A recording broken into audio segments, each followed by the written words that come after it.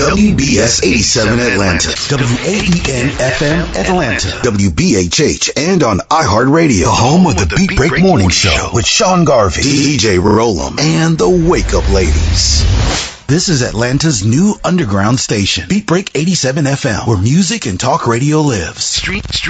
Streaming online at beatbreakradiofm.com. The views and opinions expressed on this program does not necessarily reflect those of Beat Break 87 FM, Reach One Communications, volunteers, staff, and management of Reach One Communications. This portion of Beat Break Radio is only suitable for mature audiences and not suitable for young audiences. Listener discretion is advised. Are you listening? Damn.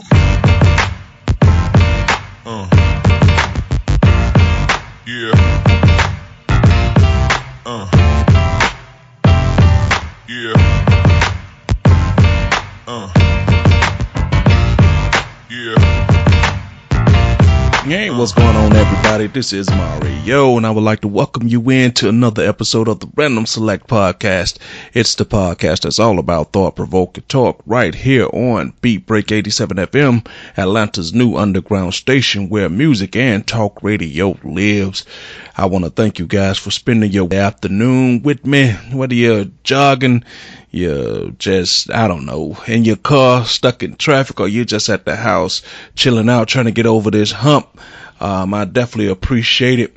And guys, if you're liking what you're hearing from the Random Select and Mario, please share, guys. I know we had some trouble with the link yesterday, but I think we've got that put behind us. You should definitely be able to click on the listen now button at beatbreakradiofm.com and hear us. You should be able to definitely go to the TuneIn app. Just to make everything easier, guys, why don't you go ahead and download that TuneIn app so you can have access to us 24/7 streaming live. Also, guys, go ahead and download the Beat Break mobile app. That way you can catch the shows on demand. And the show does re-air every night, guys, from 10 to 12 p.m. Eastern Standard Time. So if you miss us from 3 to 5, hey, to go ahead and cap your night off perfect, you can listen to me. Or if you're working that night shift, you just need something to do, the Random Select Podcast is right there, ready to go, guys. So with all that being said, let's get into today's show. What's going on in the world? I don't know. Later on in today's show, we're going to have Decatur Made Dave and the Frost Giant Will on the show. And as usual, you know, the crew is back together. We're going to do what we do, and we do what we do. That's how we do. You know, it is the Random Select Podcast. We'll pick a random topic, and we'll just go with it, guys, and just see where it goes. Wherever it starts out, that's not necessarily where it may end up. And sometimes we do cross the line, but that's okay. You know, life isn't fair, and sometimes you have to talk about things that people are uncomfortable with talking about, and that's what we do. But I just wanted to address something really quick, and we're going to move on from it and then jump right into another topic. I got a clip I want to play for you guys, and this is just the way I feel about certain things. You ever been in the store and you hear people coughing and they standing right behind you? You in the checkout line, and one of my pet peeves is feeling someone coughing behind me. You know, it's like they right on your neck. You know, I can't stand when people cough in public, because I always feel whatever they got, it's inherent. It's almost guaranteed that I'm gonna get it, because the last couple of years, I've been sick a lot. You know, I went to the doctor, had my immune system tested. They say I'm fine. You know, every other week, you know, I catch a cold or I get a cough or something like that. So I'm starting to wonder what's going on, you know, and I know with the kids and going to 3 different schools, you know, it expose you to 3 different set of germs. And I just find some strain that my body just can't fight off for some reason. I don't usually be sick for long, but I'll get the runny nose, I'll get the cough, I'll get the body pains and things of that nature. But I keep going to the doctor and they say, well, all test results say that you're fine, you know. And I'm just telling y'all, I'm tired of being sick. And now we got this thing going around the country about the flu, you know. And they're telling you to get your flu shots and all of this, right? And now they're telling you, depending on which day you turn the news on, how effective the flu shot is. Well, now it seems to only work in 30% of the cases. Now it's 40% of the cases. Now they're saying the flu shot only works depending on what strain of the flu virus is out there that you've been exposed to. Now, normally I wouldn't say anything about this because, it's every year, we get the flu, but people are dying in record numbers from the flu. It just seems like people shouldn't be dying from the flu. 7-year-old kid. One guy I saw on CNN said his child got sick on a Friday and was dead by Sunday. I don't know what type of flu these people are getting, but I'm telling you, I don't want it. And it scares the hell out of me for the simple reason that I've been getting sick a lot lately, and I don't want to mess around and come across this strain of the flu and all of a sudden I'm dead because I had the flu. Not walking pneumonia or anything like that, but I contracted the flu and died. Usually it's a progression. You get a cold, catch the flu, then get pneumonia, then okay, you understand all that if your symptoms progress to that level. But people are dying from merely catching the flu. Kids and old people, and it's getting to the point where I think we should be worried, because what if you, and this just me being me, and some of y'all know that sometimes I'm definitely a line crosser and I'll cross the line, and I'm just giving you crossing the line alert. Now, what if you come across a guy and say you're a single guy and you're doing what you do when you do what you do out in them streets? You understand? Because sometimes them streets be calling you. That's just the nature of the business. Them streets, hello, be calling you. You understand what I mean? You know what I'm talking about? So when you out in them streets, sometimes, you do things and you hang out. And what if you run across a girl who haven't started displaying signs of the flu, but she really got the flu virus in her, and then all of a sudden she give you head, right? We worrying about HIV, and we worrying about herpes, and we worrying about gonorrhea, claps, and all of that stuff. Somebody could give you head, transfer you the flu virus, and kill you that way. That's how serious this thing is getting. Now you just can't be kissing on anybody. You just can't be doing anything you got to do, anything you want to do with them, even more so now because the flu is killing people. I mean, we getting to the point where we already had the scares of the worries. We got to worry about HIV. You got to worry about all the other STDs and stuff. And now somebody could kiss you a good night kiss on your first date and transfer the flu virus in you, and you catch it on Friday and be dead on Sunday. That's the world we live in. So this guy, the clip I'm going to play for you guys, this guy, right? He is, he's doing it in a comical way, but it's a serious way and the thing that I agree with him on. If you are sick and you feel like you need to come to work, stay at home, please. Don't be coming to work when you know you're sick. Not if you got the sniffles or something like that, but if you know you're feeling sick with the fevers, the body chills, and the hot and cold, and you got fevers and you still trying to get up and go to work, no job is worth all of that, because ultimately you're not just making people sick anymore. You are literally killing people. So if you are sick and you know you're sick and you potentially got the flu, and somebody diagnosed you with the flu, don't be trying to take your ass to work. If you in the grocery store and you standing behind people, give people 5-6 feet. Don't be right up on people coughing on their neck and stuff, because I really can't stand that, and then you got a lot of people refuse to put their hands over their mouth or tuck their mouth into their shoulder or something, their elbow or anything. People just, or, you know what I'm saying? And then, I had a guy do that to me just literally yesterday. I was going to my kid's school and he coughed into his hand and then extended his hand out to me to shake it.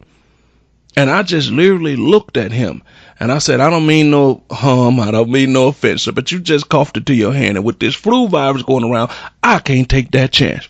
He laughed and he said, I understand. Even if he didn't understand, I wasn't shaking your coughed in ass flu hand, because I don't know if you got the flu. I'm not doing it. Don't care what you say. You could take it all the wrong way. You could consider it a sign of disrespect. I could live with you thinking I'm disrespectful to you. I can't live when I get the flu that's going to kill me. Get it? Can't live. Literally and figuratively cannot live, because your flu virus that you just coughed in your hand that you may or may not have could potentially kill me after I shake your hand and wipe my face. Can't have it. So he makes a very valid point. So I'm going to play the clip, and then I'll come back after the clip, and we'll talk about it, guys. All right? There's a flu epidemic going on right now, okay? An epidemic. It is not like so ballsy to show up at work and be like, I power through because I'm the kind of, I drink orange juice and a placebo, like something with vitamin C in it, and I'm like, I'm fine. I take an Advil, you know. You show up at work and you're sick, you, okay? Don't show up at sick work. If you have a job with paid sick leave and you can work at home, you work at home. If you wake up achy and with a fever, don't go to the office and see how it goes. You're going to give people the flu. And only you going is about proving you're the kind of person who powers through. It's not about being a team player. It's about you. And it's a weird performance. And people shouldn't go to work sick. It's treated like, oh yeah, what a tough person. Go home. You are a contagious thing. Your mucous membranes don't know how much you care about your work. They don't give a Now, here's the second thing. That person shouted, I have to pay my bills. And that's the second part of my rant, which is the United States is one of the only countries in the world that doesn't require paid sick leave. And so when you see a map, it's never covered this way. We never cover cause and effect. We never talk about the system. When you see a map that shows blood red with the flu, remember that at least a third of the people in those states, except for the 7 states that require sick leave, and who knows what's going on with part-time work, very few people, especially hourly work. When you see that red map, remember we are the only, I believe the only, if not one of the only industrialized nations in the world that doesn't provide paid sick leave, that doesn't require it for full-time people, and it gets us sick every February, and it's ridiculous. Let's show you just how serious this is getting, right? They've closed down schools. One school said that when they did roll call, they only had 4 healthy students in the school. And that's saying a lot, people. And like somebody once said, we trust the government, to give us flu shots, right, for free, when they don't even want to provide basic health care to us for free, but they're willing to give you a free flu shot, If I was a person and I ran a company, I ran a business, and somebody called me in today's world, right here, right now, in this very moment, and said they have the flu, they can't come in to work, I wouldn't even hold it against them. I'd say, thank you for making a decision not to kill us all today. I really appreciate it. We'll see you back when you get healthy. Because why can't, when people have illnesses and stuff like that, why don't we pay people for sick leave? Why? I don't understand. We want people to come to work through it all, no matter what, like you're a robot or something, like you're not going to have issues, like you're not going to have things that go on in your life, especially when it comes to sickness. And I know, especially some of us black people, we tend to call out of work for any little thing. It's our birthday, I ain't going to work. It's a cookout day, I ain't going to work. Oh, y'all going to the party without me? Oh, you know what, I'm secret, I found a reason to get off work. I understand that. But if somebody can definitely prove that they're medically sick, I think we should definitely have paid sick leave in this country. I think it's a lot of things where we keep claiming America is great, but we're behind on a lot of things, And once again, if the flu shot seems to be working like they say it works, people, why are people dying? Why is this becoming an epidemic? Because it scares the hell out of me when people use the word epidemic. I mean, I just think epidemic should be saved for when things are really serious and when things are in dire strait. We throw out epidemic for everything now. They recalling cabbage and spinach and all type of leafy vegetables. It's a listeria epidemic, but here's the thing about that. When they say it's an epidemic, when it comes to listeria in your food, they tell you just toss it in the trash. I couldn't walk in Walmart and all these other places, just pick it up and walk out. How come I gotta just toss it in the trash? I want my money back. You sold me bad, tainted food that could potentially kill me. So I'm not just gonna throw it in the trash and go, oh, just forget about it. It may kill you. Put it in the trash. No, I want my money back. But we done got so used to listening to these recalls, listening to all this stuff, and then we do nothing about it. We say anything about it. We don't say anything about it. They just tell you, if you got it, don't eat it. Throw it in the trash, give you out all these different numbers you should be looking for, and some say, oh, you could bring it back to the store, but we rarely ever take it back to the store. We just tell ourselves, let's just throw it in the trash. We got 5 bags of lettuce in here because I was planning to serve it for, Sunday dinner, oh, it all has those numbers on the serial numbers or the batch numbers or whatever numbers they are. Let's just all throw it in the trash. So now you out of $12, No, it don't work like that. I want to take it back to the store. I want to get my money with no questions asked, no hassle, because I couldn't just walk in and walk out with those 12 bags without loss prevention holding me up at the door saying, excuse me, sir, can we talk to you? Can we see you over here for a second?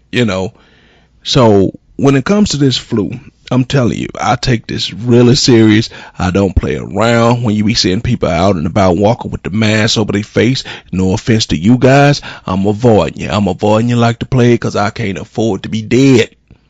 I'm just telling you the way it is, who would ever think that, you would go get a little flu, usually, bed rest, some Theraflu, some NyQuil, have somebody make you one of them home remedies with tea and liquor and stuff like that, to help you sweat it out and all that type of stuff. Now that stuff don't work. Now they telling you, if you contract the flu, please seek immediate medical attention, because one of the side effects of this strain of flu is you will be dead. Yes, you heard me right. Dead. D-E-A-D, dead. So I take it serious, because the way I be getting sick, I don't know when that next time is going to be that flu that have somebody singing Amazing Grace over my body. I don't want it, don't need it, don't want it to happen no time soon, guys. So I know I might be overstressing this, but I'm just trying to tell y'all guys, protect yourself against this flu. This ain't nothing to play with. This ain't nothing to BS about. If you got somebody that's coughing around you, you need to stop them. Damn, they're not saying nothing because you don't want to be rude. You need to tell somebody, hey, look, player, I don't know what you got with this flu going on. Can you take that over there?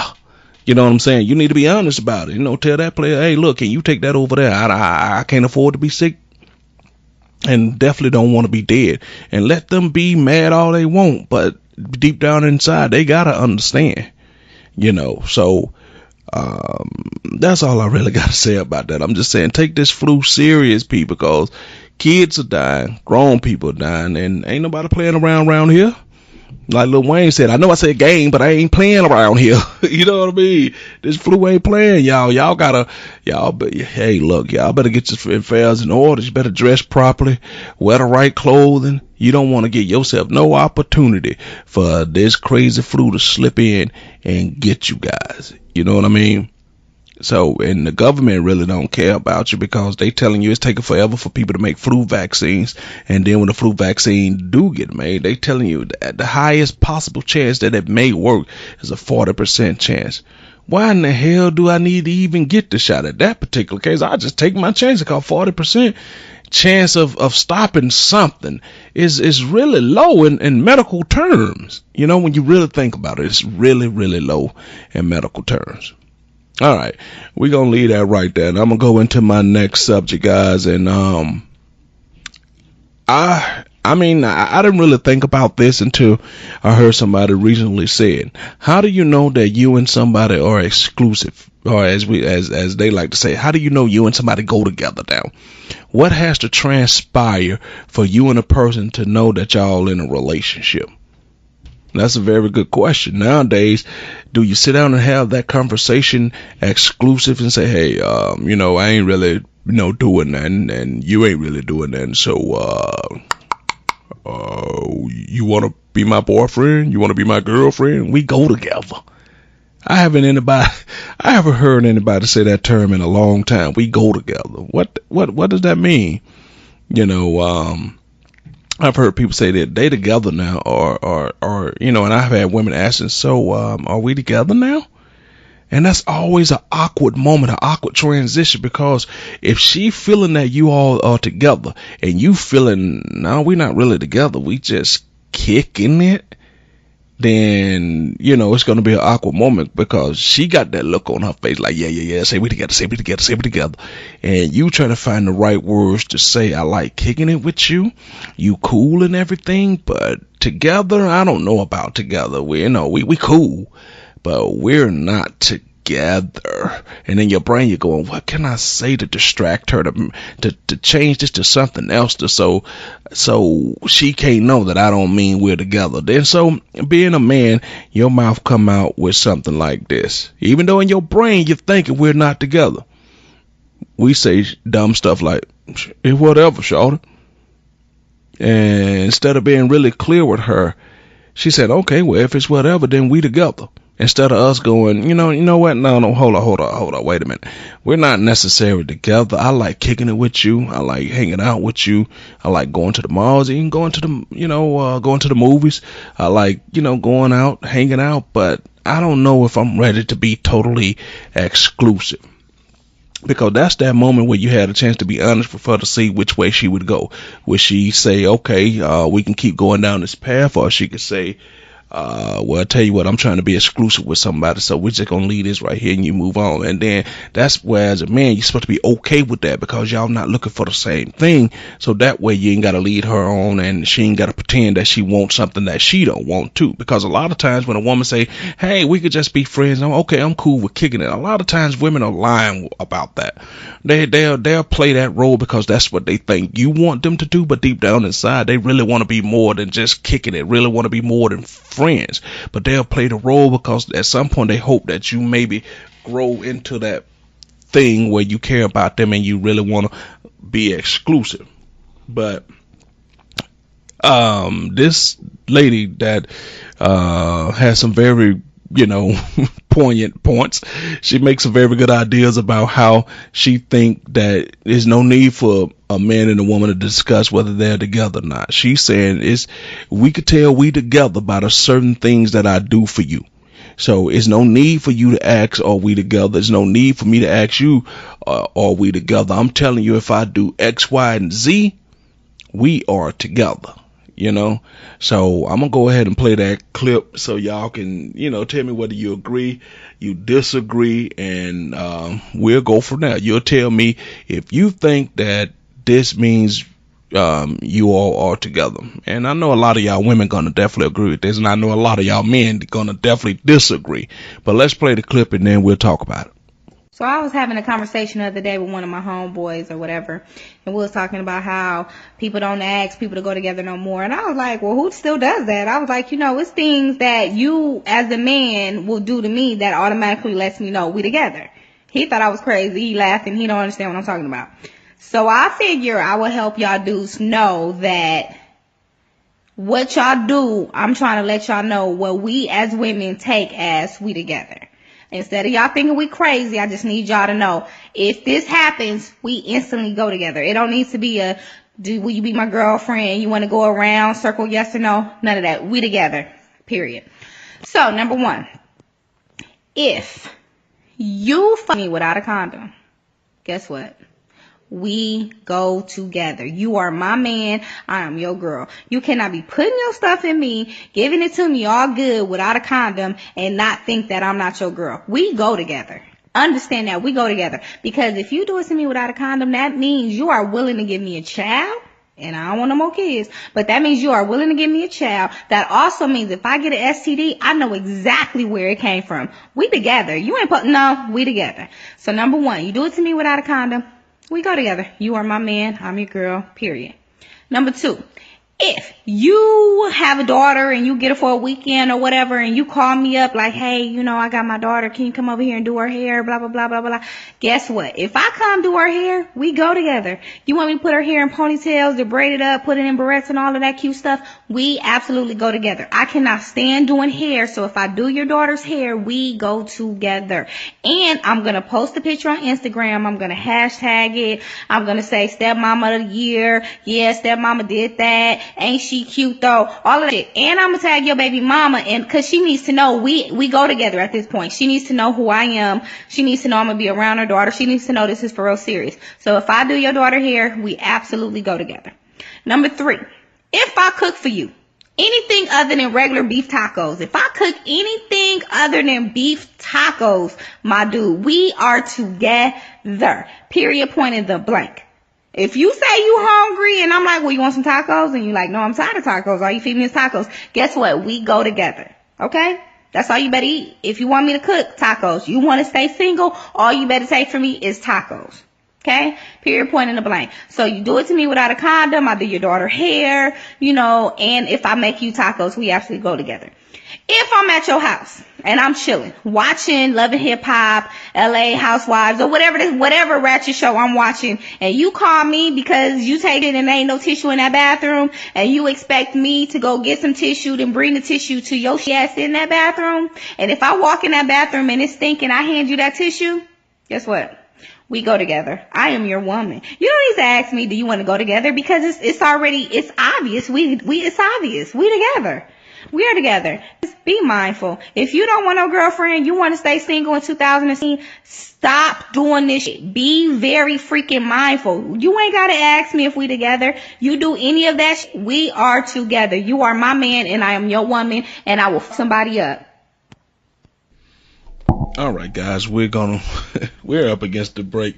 I just wanted you guys to hear that and see what type of response that you guys had for it. She said that if y'all hit that thing raw, y'all together. She said that if she do your little girl's hair, y'all together. She said that if she cook anything other than beef tacos for you, y'all together.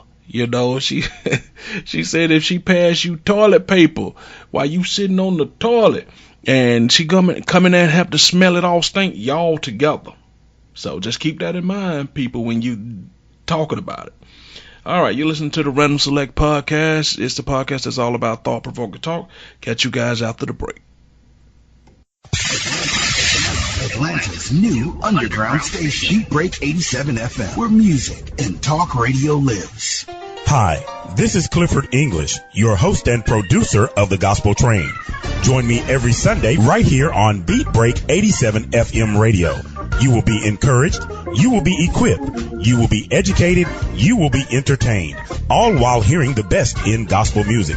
Don't miss your connection with The Gospel Train right here on Beat Break 87 FM radio. BeatBreakRadioFM.com.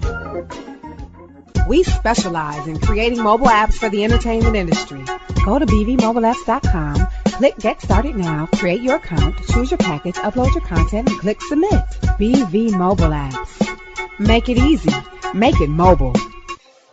Hey world, it's your man Precise, and I have great news. The Precise Music app is finally available for your iPhone, Android, and BlackBerry through Amazon and other app stores. That's Precise Music. Music is spelled with a Z. Go get it for all things Precise. Powered by BlackVibes.com. I tried to put it off, but I can't. It's on me. Tried to blame the other man, but I can't. It's on me. Stay in tune. That's Precise Music. Music is spelled with a Z. He has performed on stage in front of thousands of poetry lovers. He has sold out shows and rocked the crowd with the best poets in the industry. Welcome to the stage, spoken word artist, Patrick Duncan, better known as the Preacher Man. I am Benjamin P. Montgomery. I invented a boat propeller. I am the former president of South Africa, Nelson Mandela! Critically acclaimed spoken word artist, poet, writer, and the creator of Black on Purpose poetry TV series Wordplay. Patrick the Preacher Man Duncan is coming to a venue near you. Why is the only time we can come together as a nation is when there are acts of insanity, chaos, or devastation. Stay tuned to Beat Break 87 FM for updates on Patrick Duncan's upcoming arrival to your city. Visit cdbaby.com/CD/Patrick S. Duncan to order his latest album, What's Going On. Available online, including CD Baby and iTunes. I want this high to have no affiliation to a political party. I want this high to be spiritual. For more info, go to BeatBreakRadioFM.com. Beat Break 87 FM wants to help you get the word out on your next community event. Hey, do you have an upcoming public service announcement that you want listeners to know about? Well, email us the info to psabeatbreak87@gmail.com so we can help spread the word. That's psabeatbreak87@gmail.com. If your event flyer has the words nonprofit, community, support, charity, and just describes everything about helping our community, please share the special event right here on Atlanta's new underground station, Beat Break 87 FM, where music and talk radio lives. When it comes to hip hop, Don't stop.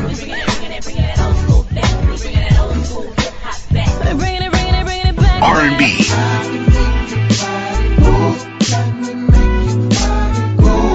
and talk radio, no one does it better than Beat Break 87 FM. This portion of Beat Break Radio is only suitable for mature audiences and not suitable for young audiences. Listener discretion is advised.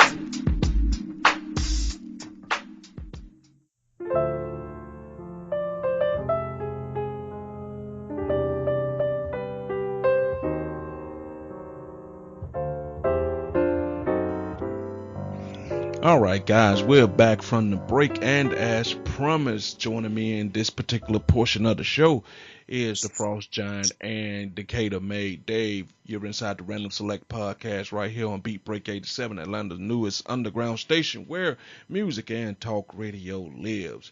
What's been going on with you guys, Decatur Made Dave and my big homie Frost Giant? Well, for me personally, Decatur Made, nothing much. Same old, like we say every time. You know, work, making sure family straight, and that's pretty much it. I can't really, talk about nothing else right now. Frost Giant. So pretty much the same, pretty much the same as Decatur Made Dave, and I'll say I'm one of the few said I'm a Marvel fan anyway, but I'm gonna go ahead and count down the time where I'll go see Black Panther and go see apparently every black person in the United States is gonna take over the movie theater on opening night. So I kind of want to see this. Can't go open night. Open night gonna be crazy. Them tickets sold out. They say. This was sold out. All movies combined, those were sold out as soon as they announced them. So, yeah. But let's be proud of the fact that that's incredible, though, to really think about all the way this movie. I mean, please don't let this movie flop, please, because this movie has. People saw it. It's a great movie. People have seen the what they call a preview of the movie, the early release. And they love it. I mean, they absolutely love it. I just saw them do a little carpet tonight. I don't know what it was for, but I saw one of the female actors on the movie.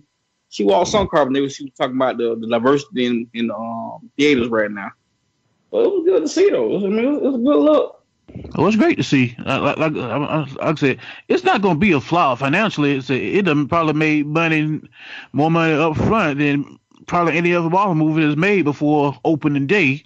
But like I said, I just hope it's a good movie. That's what I mean when I say flop. I don't mean, well, I kind of do mean money, but I'm talking about let it be a good movie. You know what I mean? Something where you would go, okay, they starting to right the ship as far as these live action movies go. You know what I mean? Let's just hope it continues down that path. Speaking of that, did any one of y'all check out Justice League? No, I didn't see it. I said it's on my to-do list, but I haven't went to see it yet. So no, I didn't see it. Matter of fact, I forgot about it.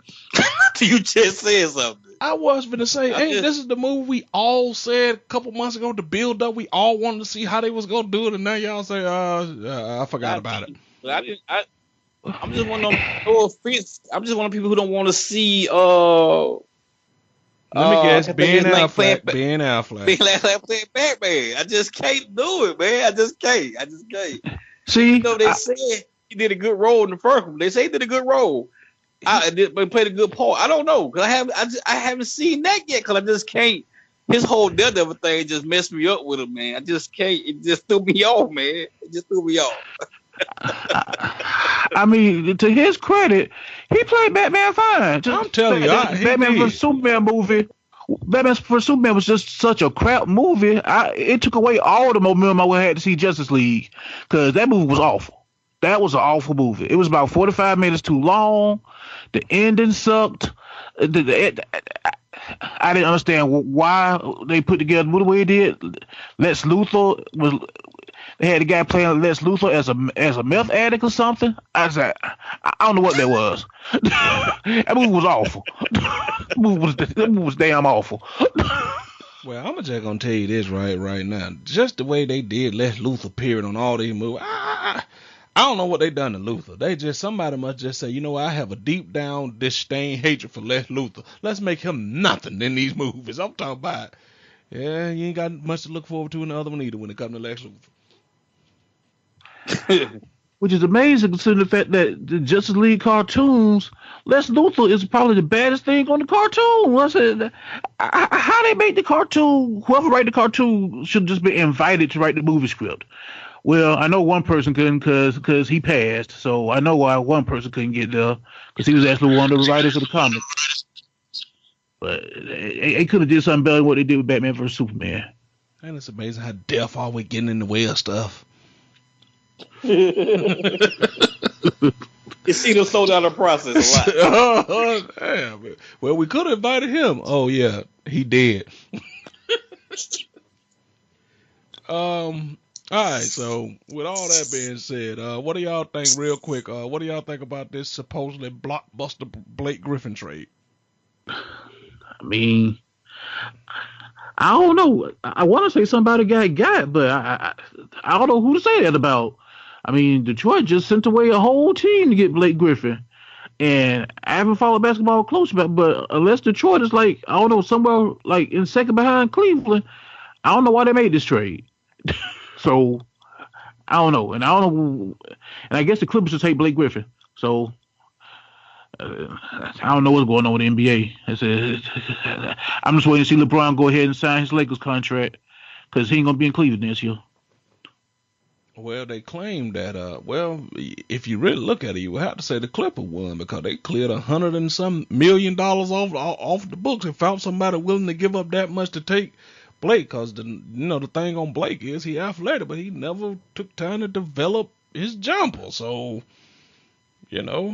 we've seen a lot of great athleticism go by the wayside and be out the league, but jumpers play till they 40. So. And the one thing I will say is that, everybody got upset about LeBron for going back, for leaving Miami and going to Cleveland and not being quote unquote loyal, getting mad at, Durant because he went to Golden State. Blake stayed loyal, thought he was going to be the face of the Clippers franchise. Now he in Detroit. That's a far cry from LA.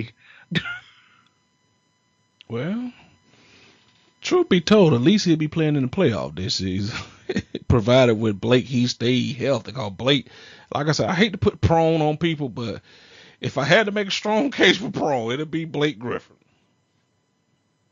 I mean, but Dave, go ahead and talk about your 11-year-old rape marriage victim and how the laws are messed up as far as this particular thing go. Sounds like we might have lost the kid to me, Dave. All right, then. Well, Will, you want to take over the ball on this one? Since you said messed up your day. I mean, I just, like we were saying, in pre-call, read the story. This woman's 58 years old now. Was molested and raped as an 11-year-old. I'm sorry, as a 10-year-old by her church deacons and other church members. Told her mother about this. Ended up pregnant. When asked who the father was, told mama, I told you who the father was, and basically got was not believed at any point in this thing, and by the time she was found out to tell the truth, it said this woman, by the woman I'm saying the mother of the 10-year-old, decided to marry her daughter off to one of the rapists, and at 11 years old, this girl was a mother and a wife in 5th grade. And I just didn't know, as reading the story, I just didn't know that every state in our country have laws on the books that basically say child marriage, can be signed off on. I just didn't know all 50 states had this. I expected, maybe a couple of backwoods states, some backwater states, still think it's, it's like 17 something in the Confederacy. Nobody did this, but I didn't realize every state has this on the books. That's just crazy. In the same article, it says 50 to 60,000 kids, 15 to 17, got married last year. 60,000 kids between the ages of 15 to 17 got married last year. That's weird to me, man. That's a weird number. I don't understand that theory at all. So what you telling me is you could fill up any stadium around here that holds about 60,000 people, and you fill them all with kids, and all these kids have been married. Been married last year. Damn, and like I that's a said, they shame. said down. I think in Florida. I think it's Florida CN. They tried to get a law in the books last year that prohibited this, and they wouldn't vote on it. So if you wouldn't vote on that, that means you must be doing something you were not supposed to be doing to make this illegal. I mean, I just don't get it, man. The lady was asking when she first got raped. She was actually 8 when she first got raped. She got pregnant at 10. Yeah. That's weird, man. I just don't understand that. I mean, and then got married at 11. Man, that's sad, man. I mean, I just don't understand that theory. That's just sad, man. I mean, you can say about that. When I first saw it, I think it was on. I want to say CNN. When I first saw it, I thought it was from another country. I didn't think it was. I didn't even look at it. I passed it 3 times before I finally clicked on it. I thought it was from another country. It's all right here in the good old USA. The good old USA. Stand for the pledge. Because this is America. Do this, we do that country. But yet still, you out here marrying our children to grown people. And then the most disturbing part about that whole thing is, as Will said, it was spearheaded and started and originated in the church. I mean, where do you go from there? If the place you're supposed to supposedly get solace and help from, if that's the source of your pain and your anguish, where do you go from there? The place you're supposed to go is where she went. Her mother, who basically told her child in no uncertain terms, that you're a lying whore. I don't believe you. To an 8, 9, 10-year-old, that's what you said to your child. Because, like you said, once the church, you supposed to be able to go. I go to know mom. Mom always supposed to help you, no matter what. Mom supposed to be in your quarter, and mom was like, no, I don't believe that. So every adult in her life failed miserably. Miserably. And I got to tell him, I was speaking earlier. We be talking about, we want to go back to how our grandparents was, how everything was, about blah, blah. Not us, but people be saying a lot. And you might even know your grandfather might have actually raped your grandmother and got married. That's some sad crap, man. That's sad. You just don't know. Cause this lady is 58 years old. She been doing this for 50 years. She been molested for rape for 50 years, man. That's crazy. Wow. That's crazy to me. Like I said, I didn't think it was in the States. Honest to God, I know we do some crazy things in America. I understand it's who we are, the country, but that's savage, man. That's savage. And people just don't understand. I said, not only did you mess up her life, okay. She's had multiple children.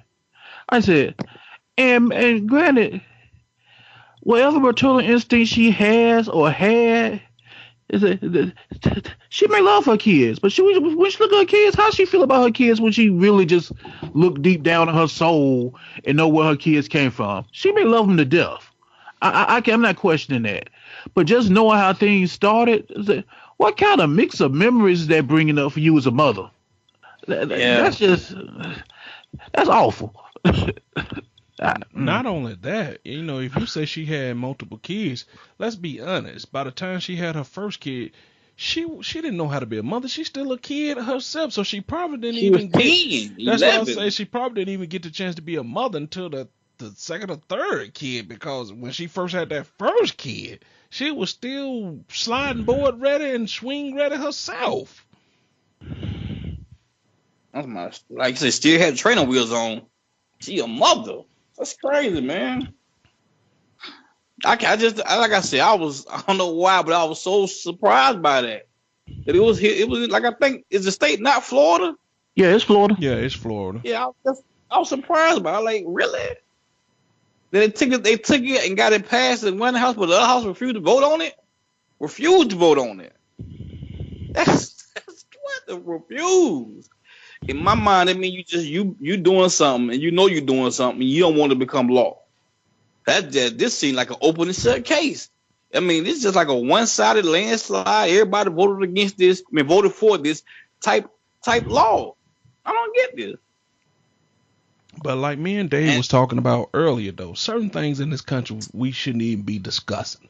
Certain things just shouldn't be, as we say about common sense is not so common. Like the whole movement for the pedophiles to want to be acknowledged is saying that they're normal for thinking that way and want to get legislature passed about this.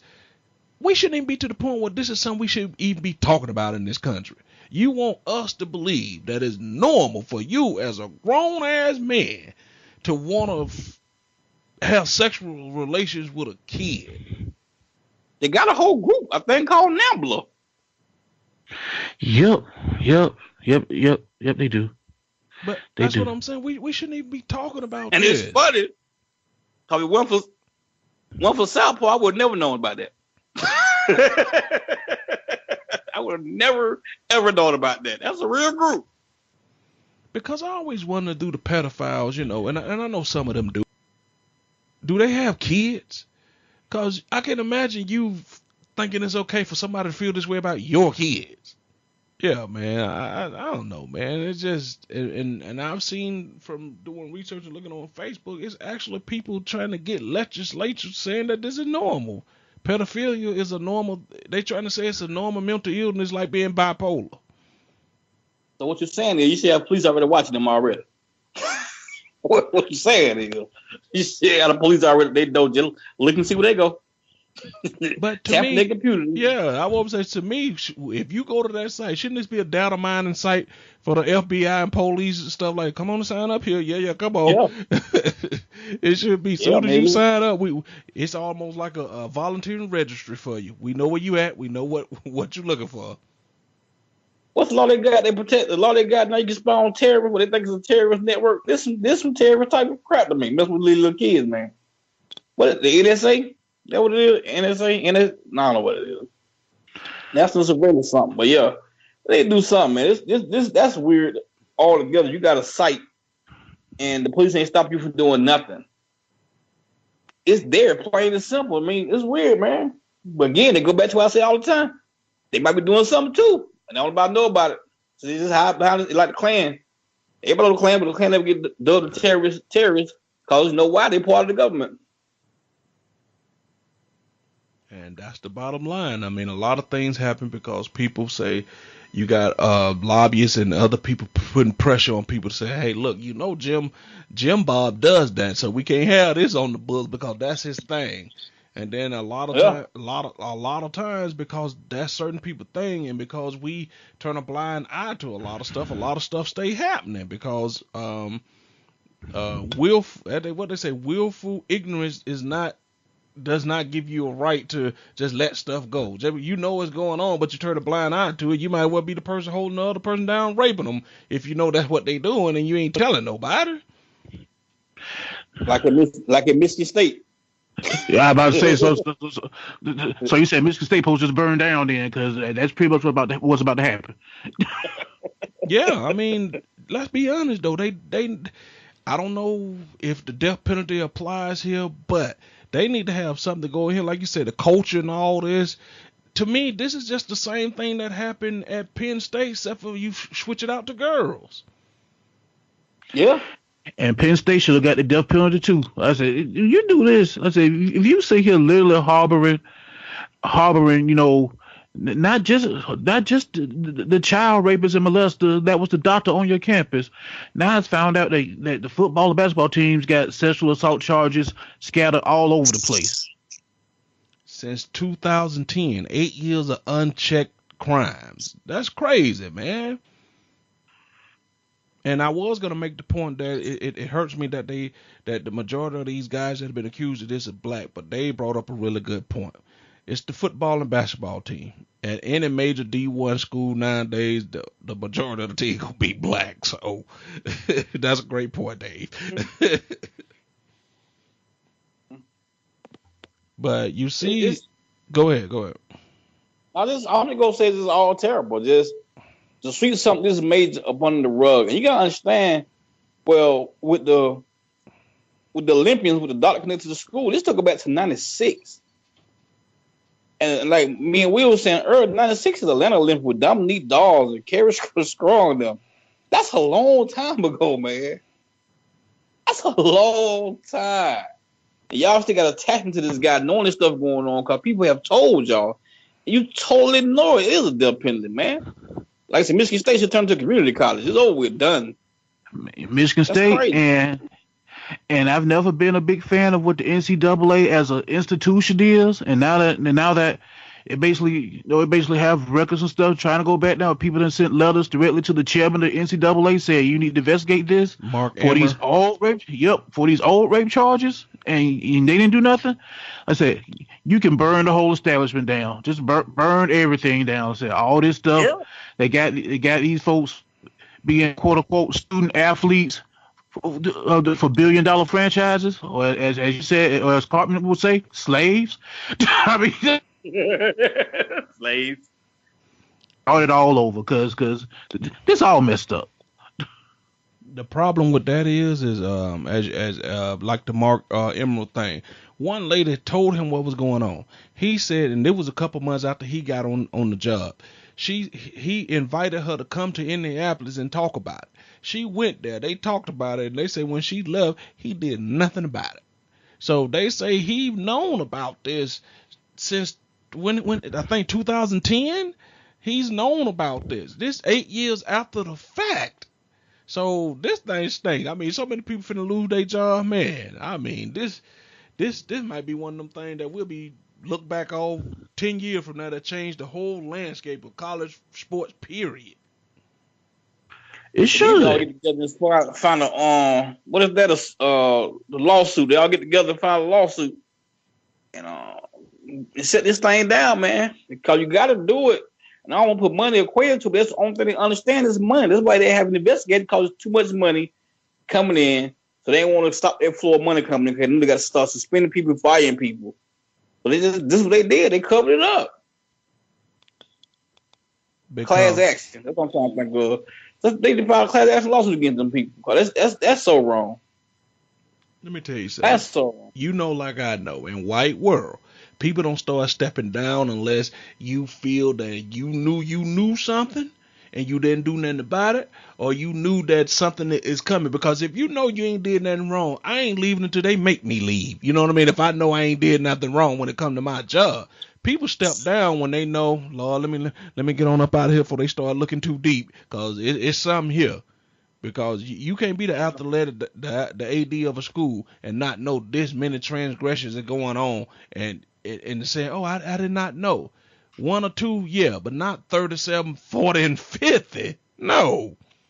Not 25 years of allegations. Like I said, literally for the 96 Olympics up to now, said, nope, I ain't heard nothing. Well, Really? that man say some of that one on my watch. I ain't been here for 25 years. Yeah. I understand, but you I'm been pretty here for sure the he been affiliated with the program for 25 years. Okay, I'm about to say, not even that. Fine, you weren't here for 25 years. When you show up day one, and I won't say day one, within your first probably month of office, at some point somebody told you about the night right doctor who done touched all the gymnasts. It didn't cross your mind then just go ahead and clear this on out. I said, this ain't your guy. I said, hey, like you hired this man, you knew. I said, you lose no stock in firing this man and sending him to the wolves right there and there. You lose no stock. Nothing. In fact, I said, you a hero. I said, so when you got to this point and you heard this, you okayed it, as far as I'm concerned, you accountable for the other years too. Because you could have shut all that down as soon as you showed up. Again, there's no loss to your stock whatsoever. It's a child molesting doctor. Is somebody really gonna fight you on this? You know what? We thought you were doing a good job, but you got rid of child molesting gymnast doctor. So I don't know if we'll give you that raise this year. Man, get the hell out of here. Will, I got bad news for you. Somebody will fight him. And then the whole thing about it was that he wasn't a traditional doctor, which would have made it really easier for them to fire him, as they called him, a hocus pocus doctor. He one of them osteo-homeopathic type doctors, you know what I'm saying? What a lot of people don't really consider real doctors. So, then there's that, So on top of everything, he a child molester and a quack. And you chose to put all your chips behind this dude. I said, whatever you get, you deserve. the bottom line. They would not just talk about the 8-year-old girl. Somebody would have told them not to let this slide. Yep. Somebody would have said, let this slide. Somebody might have already told him that. That's probably why it went on for so long. And then when ESPN asked for documents, they had to take Michigan State to court to sue to get the documents. Then when they finally did release the documents, they was all blacked out like the documents came from J. Edgar Hoover. You know what I mean? The document was all blacked out. Because imagine how much money you are getting from the Olympic program to be at your school. There got to be some change. There ain't some change coming in. So I'm telling you, smell like it's a cover up, and it's sad, man. America, entertainment, sports, it's just you watch your favorite people go down with the Me Too movement, which I support fully, because this stuff shouldn't be happening. Just excuse me while I whip this out in the middle of an interview or reading. Should be happening. This is what we at right now, man, and it's all coming to light. This is all coming to light, man. It's just so messed up. So messed up, man. I guess what makes me mad is the fact that, like I said, all this stuff happens, but it's a country that they want to get on the high horse because a strong safety want to take a knee during the national anthem. But you got little girls getting molested left and right. All right, guys, we're going to leave it right there. Thanks to Decatur Made Dave and the Frost Giant for joining me. We'll be right back after the break. This is Atlanta's new underground station. How you doing? This is Wood Harris. Hi, this is Jasmine Guy. What's going on in Atlanta? This is Clifton Powell. Hey guys, it's Niecy Nash from TV Land's The Soul Man. This is Cat Williams. Check this out. This is your boy RL from NEXT. Hey everybody, it's your girl Lunel. What's up, ATL? It's your girl Ken of Atlantic Records. Hi, I'm Taraji P. Henson. WBS 87 Atlanta, WAEN FM Atlanta, WBHH, and on iHeartRadio, home of the Beat Break Morning Show with Sean Garvey, DJ Rollum, and the Wake Up Ladies. Beat Break 87 FM, where music and talk radio lives. Streaming online at BeatBreakRadioFM.com. Download the TuneIn app to hear Beat Break 87 FM on your mobile device and listen to the Beat Break Morning Show. Weekday mornings only on Beat Break 87 FM, where music and talk radio lives. What's up, ATL? Make sure that you check out the D Here Radio Show on Beat Break 87 and BeatBreakRadioFM.com. Hey world, it's your man Precise, and I have great news. The Precise Music app is finally available for your iPhone, Android, and BlackBerry through Amazon and other app stores. That's Precise Music. Music is spelled with a Z. Go get it for all things Precise. Powered by BlackVibes.com. I tried to put it off, but I can't. It's on me. Tried to blame the other man, but I can't. It's on me. Stay in tune. That's Precise Music. Music is spelled with a Z. We specialize in creating mobile apps for the entertainment industry. Go to bvmobileapps.com, click Get Started Now, create your account, choose your package, upload your content, and click Submit. BV Mobile Apps. Make it easy. Make it mobile. Listen to Beat Break 87 FM on the go. Download the Beat Break 87 FM app from the app marketplace, including Amazon, Google Play, and the App Store. View photos, videos, and Beat Break 87 shows on your mobile device. Download the Beat Break 87 FM app now for free.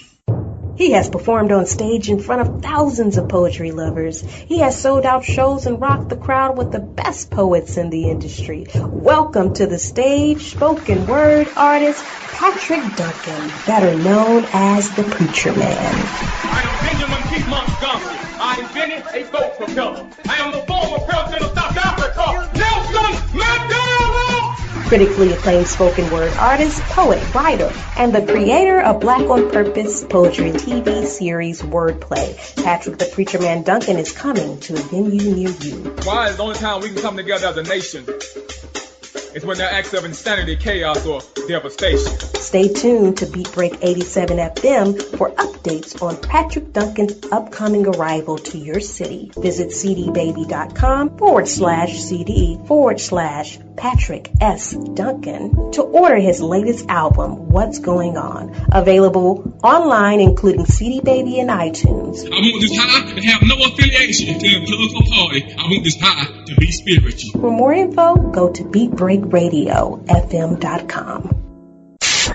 Wake up weekday mornings to the Beat Break Morning Show and nod your head in bed to the 360 Mix Show. Weeknights on Atlanta's new underground station, Beat Break 87 FM, where music and talk radio lives. This portion of Beat Break Radio is only suitable for mature audiences and not suitable for young audiences. Listener discretion is advised.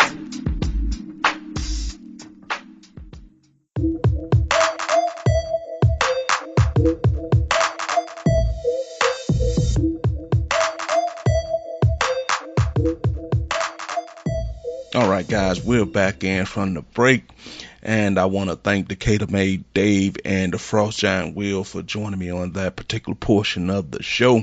You're inside the Random Select Podcast. It's the podcast that's all about thought-provoking talk, and I am your host, Mario, and we're right here on Atlanta's new underground station, Beat Break 87 FM, where music and talk radio lives.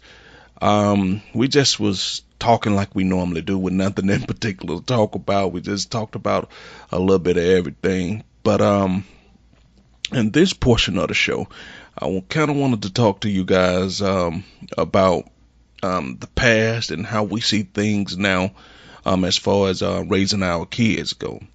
I don't know. I just remember a time in my life where when we were growing up, you know, we had some type of pride and some type of self-esteem about ourselves where we say we take care of our own. At least that's the way my mom and my family did things. We take care of each other, you know. And I tell my kids all the time, us Watts take care of each other. We Watts take care of Watts. You understand? I can remember one time when we was making a transition. We was moving from one city to another city. When we got there, my kid was like, who's going to help us move this furniture in off the U-Haul truck? Who's going to help us? And I said, we're going to help us. We're going to do it ourselves. I'm going to do it, and my son is going to help, and you ladies are going to help, you know, my wife and my daughter and my younger son. We all were going to pitch in, you know. And I wanted to teach them a lesson, even though in my hearts of hearts, I know this was a job that was meant for more than me and them. It needed me and a couple more men like me to get this thing done in a timely fashion. But eventually we got it done. It took us all day. I mean, we started at like 7 in the morning and ended at like 9 at night. But I taught my kids a very valuable lesson that day. I taught them, do not depend on anyone else to do anything for you. If they do, you appreciate it and you say thank you, but it's a bonus. But ultimately, you depend on yourself to get it done, right? So they understood that we Watts take care of ourselves. But I also try to tell them, don't be that way to a fault, to where you feel like you don't need nobody, and then you let things go and ruin around you because you're being stubborn and not trying to accept anybody help. Because taking care of your own means you could do it within the means that you have to do it. But if you look at a situation and realize that even though I want to take care of my own, even though I want to be a particular way, right now I just don't have the resources, the means, or the manpower to do it. You got to be able to look at a situation and realize what you can and can't do. And when you realize that you don't have everything in place and position to do this particular thing, then you go get help, and then you understand you ask for help. But like I said, you don't want to be that way to a fault. You don't want to be that way to your foolish pride makes it where you're not getting anything accomplished because you feel you don't need anybody. Because at some point on this earth, you're going to need somebody. You're going to need somebody help, because there's always going to be somebody just more proficient in an area than you. It's always going to be somebody that can do something just a little bit better, or could bring some type of knowledge or awareness to a situation that you don't have. And you got to be able to recognize when you have that ability and, you know, and they don't, or vice versa, or when you don't have that ability and they do, and you got to understand how to go garner that. You got to go understand how to get that into the situation you need so you could be successful. But going back to the original thing I was trying to get to is that I'm going to play a clip for you guys, and it's about a lady who has 15 kids. And her mentality is somebody needs to help her. Somebody needs to pay for her 15 kids. Somebody needs to do something for her. And the original thing that comes to my mind is, who in the hell told you to have 15 kids? At some point, maybe around 3 or 4, didn't something in your brain click to say maybe there's too many? Especially when you get up around, I don't know, 8, 9, 10, 11. 15 kids is too many kids in today's time for anybody. And I don't care who debates me. I don't care about your pro-lifers, your pro-choicers. Don't care. 15 kids is way too many kids for anybody, especially if you in a low-income, impoverished bracket. You know, financially, if you can't take care of 15 kids, you shouldn't have 15 kids. The same thing I say about men who said, oh, you know, I could take on 4 or 5 wives. If you can't take care of 4 or 5 wives, you shouldn't have 4 or 5 wives. And that's another whole subject, another whole podcast in itself. You know, one day I definitely would like to get some people on and talk about the whole how many wives. I used to think, oh man, he's a lucky bastard. You know, he has multiple wives. And then when you really start to think about it after being married one time to one woman and seeing how much of a handful that this was and she was, you say to yourself, what if you had 2 or 3 women like her? Then you go, oh, hell no, there's no way. So good luck to any man that want 4 or 5 women. You know, I can understand you say you want 4 or 5 women that you want to play around with and screw. But I don't want 4 or 5 wives that's going to be there on a regular, constant basis. Ain't no way. But should still be able to take care of them. But back to the lady with the 15 kids. She said that, you know, she had everything kind of went downhill after her fiance went to jail. Now, this fiance is her fiance and have 10 kids with 10 out of the 15 kids with her. After you have 10 kids with somebody, right? Seems like you have put in enough time to understand that you either want to be with them or don't want to be with them. At that particular time, it shouldn't be fiance. At that particular time, y'all should be married by now. We got 10 kids together. And all together, you on the hook for 15 of them, because if you with 10, you got to take care to slide those other 5 on in there and take care of them too. That's a lot of people to have to feed. That's a lot of mouths to have to feed. That's a lot of people you got to clothe. That's a lot of people you got to buy school supplies for, Christmas gifts, birthdays. People don't understand when you got that many kids, that's money that's constantly coming out on the regular. Now, when all these stars be getting all these $35,000 a month for child support and spousal support, you know, and they be having 1 kid, right? You know, like what Nas and Khalees was going through, the thing with Jesse Williams and what his ex is going through. You know, she getting like $50,000 a month, and that's for 1 kid, right? This is the type of lady that needs $50,000 a month. She got 15 kids. But the point I'm trying to make is her mentality is so messed up. She had the kids, but somewhere along the way, the system, I don't know, her environment, her culture, just the way she been taught, her I don't know, parents or somebody brought her thinking that somebody else, welfare or somebody, should take care of her 15 kids. And I'm telling you, my mom would be flipping in her grave if she came out and say, it heard this woman say somebody should pay for her kids. I can hear my mom mouth now, and this would be her exact words. Hell, heifer, you had them, you take care of them. Where they dad is at, you know, you got 10 kids by one guy, he in jail. That still leave 5 other kids. Are these men helping you? 15 kids is a lot. I'm talking about a lot. If I was to take 15 people and put them in your living room right now, you would say that's a lot. You'd say that's a lot of people, right? You know, most people's living room, 15 people is a lot in your living room. Now, just imagine if this is what you had to deal with every single day, 15 kids at the dinner table. You would have to have one of them damn King Arthur tables, Knights of the Round Table. You would have to have one hell of a kitchen for everybody to eat at the same time. You got to have dinner in shifts when you got 15 kids. You know, you got to be back like when we was in school. You got to have an A, B, and a C lunch because that's a lot of kids. So let me just play this clip really quick for you guys, and then I'm going to come back, and then we're going to finish this up and talk about it. It's just, you know, wow, just her mentality is all screwed up. And once again, on social media, guys, let me know how you feel. Let me know if you think that she's right, somebody should pay for her kids, or let me know if you think she's just been a ghetto mentality type person looking for a handout where she should be responsible for her own. All right, here's the clip. We tried to help them, and I think several other agencies, you know, with paying of her rent and the paying of her utilities and stuff, you know, did more than their part. But Adams says her life didn't start to fall apart until social service agencies got involved. Her fiancé, Gary Brown Sr., the man who fathered 10 of her 15 children, was arrested, and Adams says she was left with nothing. I don't have any clothes.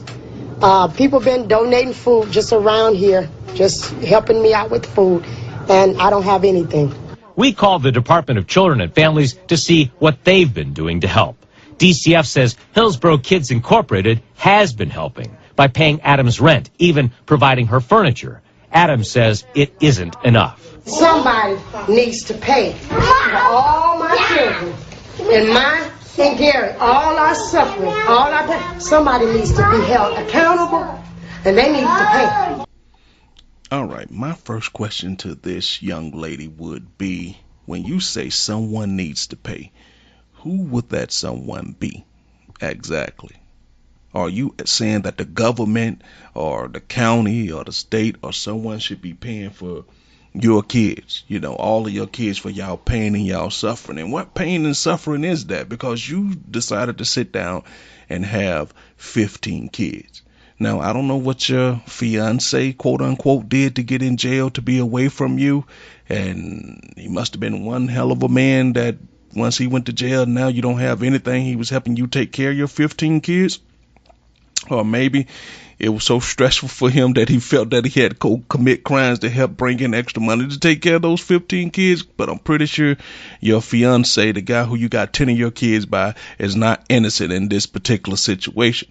So once again, exactly who do you want to pay? All right, let's get a couple women response to this and see how they feeling about it. My feelings on this is that it is not somebody else's responsibility to take care of your children, especially if you had that many of them. 15 kids, like, that's a little bit more. And then to be so irate in the video, like, somebody needs to take responsibility and help me, da. But she is getting help. But at the same time, nobody told you to have those 15 kids. It's not your fault that you chose to be a stay-at-home mother of 15 kids. It's also, I mean, it's also not the government's fault, you know what I'm saying, that, you know, you made that choice. So now that your husband is in jail, it's like, well, I need help.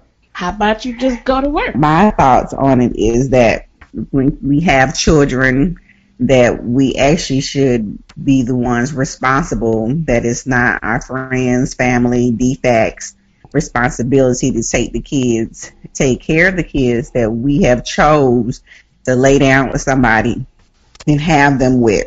So when we get pregnant, we already are assuming the full responsibility until way after 18. We're always a parent, and the fact that her attitude that is defects responsibility just really blows my mind, because it's not. It's yours. See, and that's the problem with a lot of things. We'll sit around and complain that no one is doing anything for us. We'll say that the black people got it hard, in which in some cases I understand that they do got it hard. There are plenty programs and organizations and institutes set up to help us get up off our feet and keep moving. It's not meant to help, to pay for you every month and for on and on and on until the end of time, until your kids get grown. You got to want to get up off your ass and got to want to do something. You got to want to try to show them kids that, hey, look, I know it's a lot of us, but if we do it right and we stay faith and keep our faith in God and we stay strong, we can elevate ourselves and get to a point where we don't have to depend on people to take care of us. And I'm not saying that the welfare and the food stamps and all of those things, public housing, Section 8 are not needed. I'm not saying that, because sometimes all people need is a helping hand. But sometimes those people who got their helping hand out keep their hands out, right? It's a difference between you needing a helping hand. Somebody helps you and then you say thank you. Then you get up on your feet and then you start, progressing. Then potentially you put yourself in a position where you can give somebody a helping hand. But way too often and way too many times we see situations like this where you put the hand out and you never take it back. It just stays there.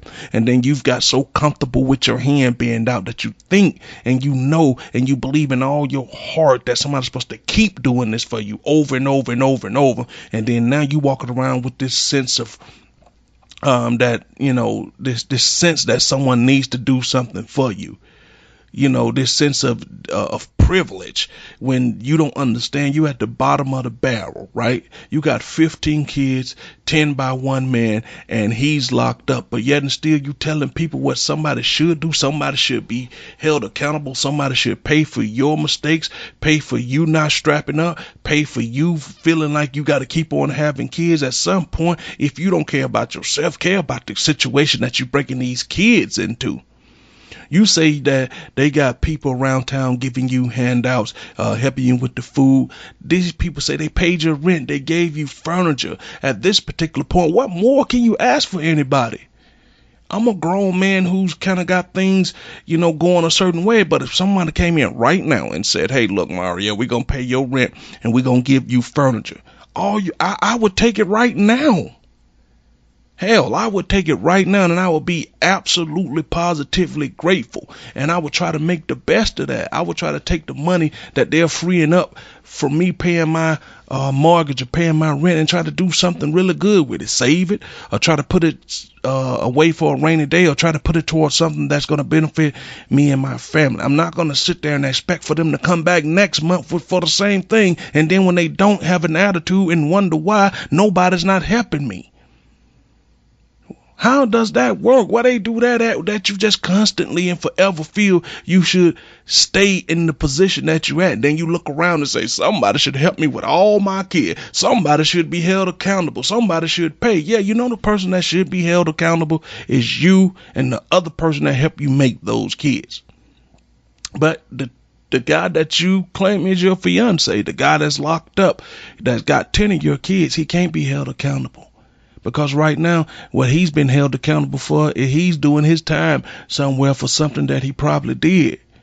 So if you want somebody to be held accountable, you got to look in the mirror, baby girl. You are the one that needs to be held accountable straight up, point blank, period. No questions asked.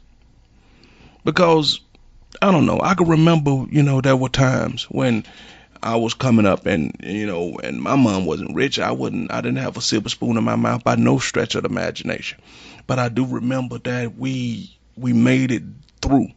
I remember when, my mom would come and say, hey, well, tonight we're just going to have, like a goulash or a gumbo. She would give it fancy names, but I know it was just pretty much stuff that she could find in the refrigerator to put together to make a soup or a stew or something like that. No meat, just vegetables. But I didn't really care as long as I had something to eat. You know what I'm saying? She made everything happen, even though she didn't have the heart to tell me that, well, we ain't going to have no meat. I remember, y'all, do any of y'all out there remember Johnny cakes? The little thing your mom would make with flour and just cook on the stove like, it's like pancakes, but except it's like a cornbread type thing. You know what I mean? And a lot of times we would eat that and that would be the meal. You know, it didn't bother me at all because as long as I ate, I mean, it was just put into me, as long as you had something to go in your stomach, you was okay. Everything was okay. My mama never looked around for anybody to bail us out or to help us, you know, unless we absolutely just needed it. But now everybody always thinks that why is nobody coming to our aid? Why is nobody helping us? This is what they should do. They love to say what people should do. When are we going to get to the point and realize that this government do not give a damn about you? And each and every day that passes by, that goes through, they're taking more and more services, more and more funds are being taken away from you. So at some point you got to realize that, you got to see that, and you got to make a conscious effort to get out here and try to get it for yourself. We cannot depend on this government to do anything for us. What little they do, we should look at it as a bonus and just try to get out there, back into school, get your education, push for your kids to get education, get your skills training, get a trade training, you know, get to something where you can just self-maintain and take care of yourself, because a day is going to come where the government is going to not do anything for you, because we see right now the government running out of money. They can't even manage a way to pay the people that protect us. They're having issues getting people who protect our rights that they so brag about all the time, that people are fighting for, that they so bragged about. They don't want people kneeling on football fields because it's disrespecting the men and women who fight for our life. But the men women who fight for our life right now, y'all are disrespected by not paying. Look at the oxymoron to that particular situation. Look at how that sounds dumb. We care about boycotting the NFL. We care about making people martyrs and stuff like that because they are not kneeling, because it's disrespecting them. These people are putting their life on the line for us, protecting our daily freedoms every day over there. And now you telling them it's all because they volunteered to do it, because you're not paying them. No matter how great this country is, these people still got families to feed. These people still got bills to pay. People still got mortgages to pay. And then the solution to this is all type of companies are popping up saying that until the government gets right, you could borrow money from us with all these crazy interest rates. They shouldn't have to go through this. They should not be subjugated to this. I guarantee you these congressmen and these senators gonna get their money. Guarantee you that. So if a government can't even balance their books to pay their own, to pay the people that's protecting our freedoms, let me ask you a question. In the big scheme of things, what you think they care about you? Really think about this. What you think they care about you and your kids and your offspring? All they see you as is a potential problem. All they see you as is a person that's going to take away from their budget that they got to balance at the end of the year. That's all they see that as. And once you've exhausted their patience, their time, their energy, and their money, they are done with you. Keep that in mind. You got to know that going in 100% of the time. So that's why you got to make it a mission, black people, to get out here, educate yourself, get yourself to a point where you can understand what's really going on. Stop with all the nonsense. Stop wasting your time with all the stuff that you shouldn't be wasting your time with all the ratchetness and all the thoughts and love and hip hops and all that stuff. I'm not saying you shouldn't watch those shows. I'm just saying you shouldn't give those shows so much of your time, because we need entertainment. Without entertainment, we'd all go crazy. You need something as a release, as a steam to get it all out, right? I get that. But what we got to do is cut back on that. We got to get into books, not books about love and stuff like that. I'm talking about self-help books that's going to teach you things. I'm talking about books that teach you knowledge. I'm talking about books that's going to tell you how the stock market works. Books that's going to actually teach you what the 401k really means, and stop just walking around saying I got a 401k when half of y'all don't truly know what it means. To you, it's just 3 numbers in a letter. You understand what I'm saying? We got to get to the point where we're doing things that's pulling us up together as a whole. When I get up on the ledge, all right, now what I want to do is build myself up to the point where I get strong enough where I could reach back off the ledge and pull somebody up. Then when they get up, I could teach them to build their body up, get strong so they could reach down and pull somebody up. We got to get to the point where we're building each other up to a point where we could all help each other. If we can't help each other, what's the purpose of doing this? Because we can't do it alone. We say that, oh, family is everything, right? But we see in the black community, families are starting, I'm not even say starting, families are not what they used to be just 10 years ago. You know, we got people saying, that's my cousin. When the last time you seen him? Oh, I ain't seen him in years. We got people because the big mamas and the grandmamas are not what they used to be, because the grandmamas now 37 years old. That's why things ain't what they are, because we have no more backbones. And now with everybody being so sensitive and everybody getting participation trophies, we're just a sensitive nation that can't stand any type of criticism. If any type of criticism come our way, we feel we got to shoot somebody. We feel we got to kill somebody. We can't handle it. We can't ever take that tough look in the mirror at ourselves and say, you know, maybe there is some things about me I need to change. Now when a kid play a particular sport, if they come home crying saying they didn't get anything, they never played, they ain't talented, and they can't do anything, then we have a problem with the coaching staff. We have a problem with the school system. Everybody needs to participate in something. Now you got Girl Scouts wanting to be Boy Scouts. Now you got Boy Scouts wanting to be Girl Scouts. If you are a Girl Scout, why you want to be in the Boy Scouts? How about you make changes inside the Girl Scouts to say, hey, let's step it up to so we can get to this particular point? Why is anything never enough for anybody? Why everybody always want things that they... Why are... Oh, man, y'all just getting me on a rant that's got me going crazy for the simple reason that we as a society are just becoming so soft that it's ridiculous. You know, and this lady right here, going back to her, who are you wanting to be accountable for your 15 kids? Before anybody is accountable, before you start throwing rocks at somebody else, baby girl, you got to go take yourself to that mirror and look in the mirror and say it's you and your quote unquote fiance job for raising y'all kids. You got 15 kids. Who in their right mind could be responsible for that? When you think you're supposed to get money for 15 kids? It's hard for me, you know, and I got 6 kids, and I'm trying to tell y'all, it is a bitch trying to take care of all of them when they was at that age. Thank God that 3 of them are grown now and they got their own families and their own lives and they doing their own things. But I'm just trying to tell you that it is hard. So you can't expect nobody to give you a handout. We are going down a road in this country that we're going to look back at 10 years from now and say, boy, we're going to be able to pinpoint and from 2010 on that this is where this thing fell off the rails. We got all twisted up. And I'm just telling y'all, parents, no matter how you feel about your kids, love them enough to understand that a participation trophy is totally accepting being mediocre, totally accepting mediocrity. Don't just get a participation trophy just because you're showing up. Showing up is not anything to be celebrated for. You're supposed to come somewhere and show up and do what you're supposed to do. Nobody should get a prize for showing up. They don't pay you at your job for just showing up. They pay you to do work. If everybody got paid for just showing up for a job, everybody would just show up and say, okay, I'm here. I'm going back home. Where's my check? Why do you feel you need a check? Because I showed up. I participated. I didn't do no work, but I participated. So let's stop accepting that. Let's just start telling our kids that, hey, you're going to play this because you actually love the sport.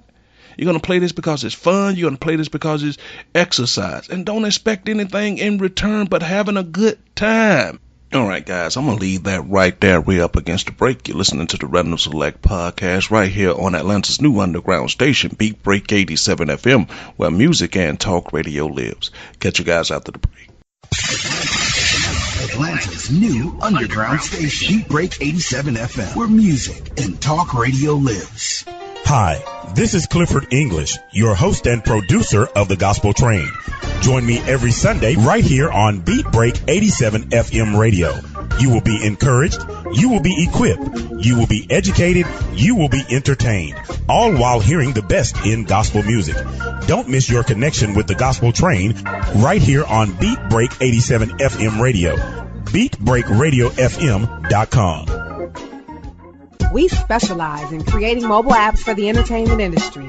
Go to bvmobileapps.com, click Get Started Now, create your account, choose your package, upload your content, and click Submit. BV Mobile Apps. Make it easy. Make it mobile. Hey world, it's your man Precise, and I have great news. The Precise Music app is finally available for your iPhone, Android, and BlackBerry through Amazon and other app stores. That's Precise Music. Music is spelled with a Z. Go get it for all things Precise. Powered by BlackVibes.com.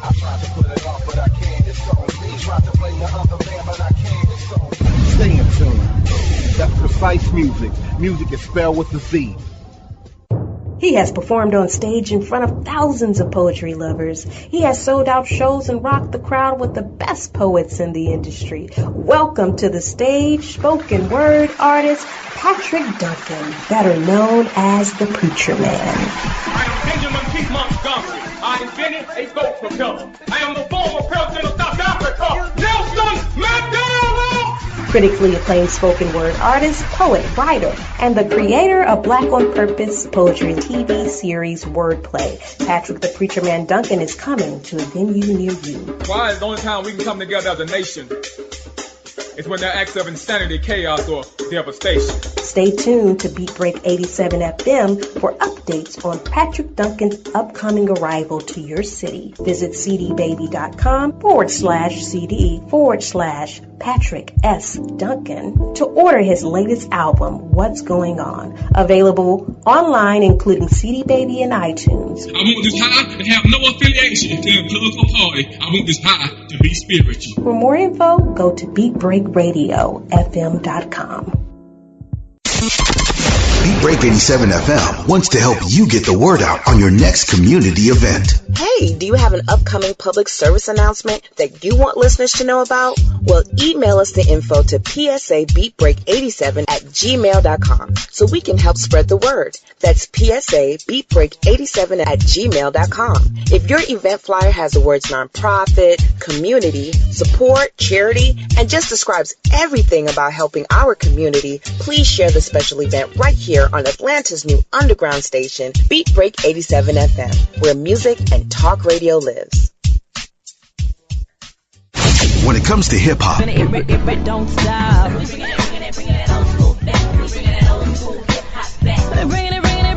R&B,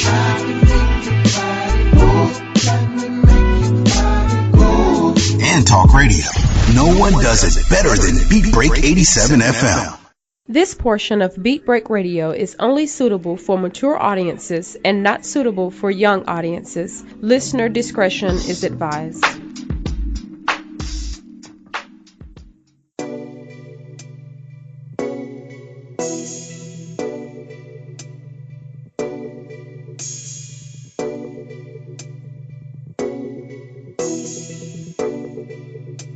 All right, guys, we're back from the break. You're inside the Random Select Podcast. It's the podcast that's all about thought-provoking talk, and I am your host. Guys, if you like what you're listening to so far, please share. Let everybody know that we're out here. We're on all social media platforms. Let us know. You can also go to beatbreakradiofm.com, click on the links, and get to the show. You can click the listen link. The listen now link. You could click the tune in link, iHeartRadio. Also download the mobile app, Beat Break mobile app, where you can get the shows on demand just in case you missed something. And don't forget, guys, that the show does re-air Monday through Friday from 10 to 12 p.m. So keep that in mind as you go forward, as you listen and you start to like the show. And just in case you missed something, we got you covered. We don't want you to ever be outside the loop of the Random Select Podcast right here on Beat Break 87. So keep all that in mind. And we want to just thank you guys for spending your afternoon with us. We're getting ready to get up out of here. This is the last portion of the show. And we're going to try to sing you home on something good. And today, I'm just going to answer questions from women who would like to know the honest, straight-up truth from a guy about some of the questions that they have. And I'll do my best to answer them from an honest, legitimate standpoint. I'm going to pull no punches. I'm just going to be straight-up honest, and we'll let the chips fall where they may. And most of the time, I'll play devil's advocate and just answer the questions from the standpoint of how I think the guy might be feeling in this particular situation, or, just give you a different way of looking at things. So with that being said, let's get into our first question. Hi, my name is Quinn, and I'm from Atlanta, Georgia.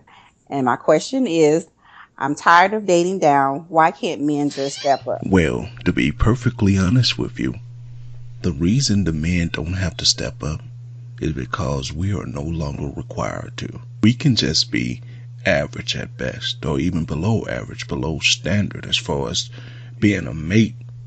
But we have conditioned you guys to deal with nothingness and deal with the smooth lines and deal with all the BS that we come with. That y'all have lowered you guys' standards, therefore we don't have to raise ours.